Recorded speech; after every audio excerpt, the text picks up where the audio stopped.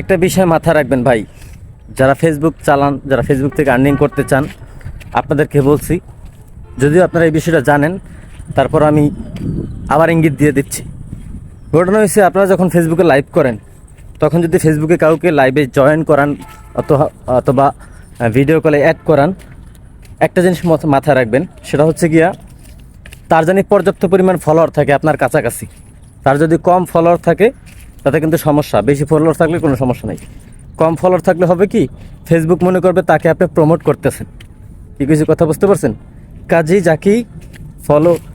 যাকেই আপনি অ্যাড করাবেন তার বিষয় জেনে নেবেন, আর তাকে একটা কথা বলবেন, সে কল রিকোয়েস্ট পাঠানোর আগে কিংবা আপনি পাঠানোর আগে তাকে বলবেন যে ভাই আপনার ওখানে কোনো নয়েজ থাকলে গানের, কিংবা কোনো মিউজিক, কিংবা কোনো আদার্স অন্ধকার সাউন্ড, কিংবা অন্ধকার জায়গা, কিংবা খালি গায়ের ছবি, এগুলো থাকলে সব কিছু ফ্রেশ হয়ে তারপর আসেন। কোনো টিভির সাউন্ড থাকা যাবে না, কোনো রাজনীতিবাদ কথা বলা যাবে না। সব কিছু যদি ফ্রেশ থাকে তখনই আপনি মানুষকে লাইভ অ্যাড করতে পারবেন।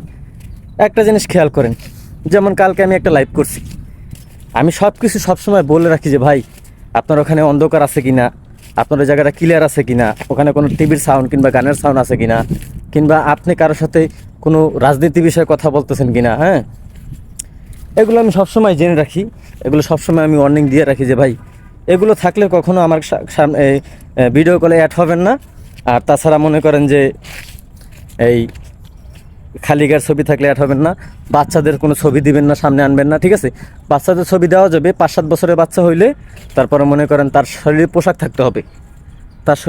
থাকতে হবে, তারপর তার ছবি দেওয়া যাবে। কি কিছু কথা বুঝতে পারছেন?